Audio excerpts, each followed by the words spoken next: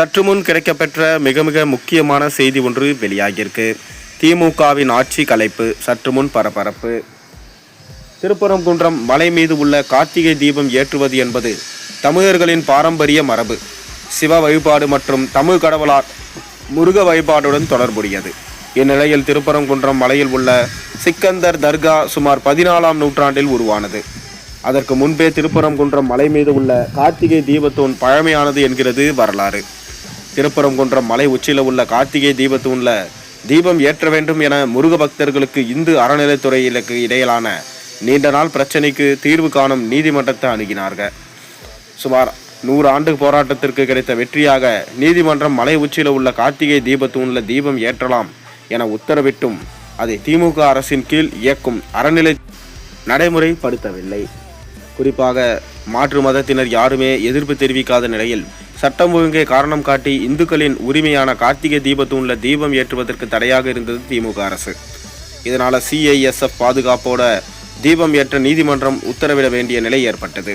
இருந்தும் அதற்கு 144 தடை உத்தரவிட்டு நிறுத்தியது தமிழக அரசு. இந்நிலையில் திருப்பரங்குன்றம் முருகன் கோவில் மலை உச்சியில் உள்ள கார்த்திகை தீபத்தூண்ல தீபம் ஏற்ற வேண்டும் என நீதியரசர் GR சுவாமிநாதன் வழங்கிய தீர்ப்பை எதிர்த்து திமுக அரசு மேல்முறையீடு செய்த வழக்கை விசாரித்த 2 நீதிபதிகள் கார்த்திகை தீபத்தூண்ல தீபம் ஏற்ற வேண்டும் என உத்தரவிட்டு இதற்கு முன்பு நீதிபதி GR சுவாமிநாதன் வழங்கிய தீர்ப்பு செல்லும் என்று உத்தரவிட்டிருக்காங்க.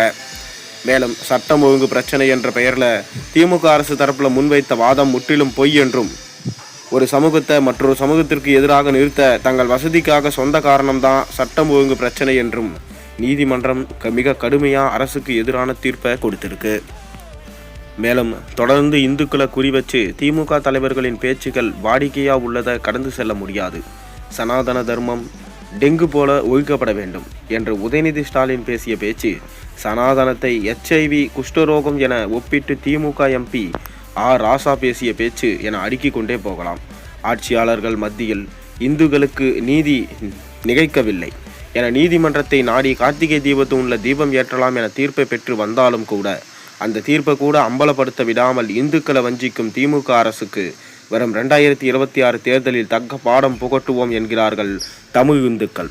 அது மட்டுமில்லாமல் கண்டிப்பாக திமுகவின் ஆட்சி களையப்படும், அவர் ராஜினாமா செய்வார், ஸ்டாலின் இனி முதல்வராகவே ஆக முடியாது, இந்துக்களின் ஓட்டு கண்டிப்பாக அவருக்கு கிடையாது என்கின்ற தகவலும் தற்போது கிடைக்கப்பட்டிருக்கு.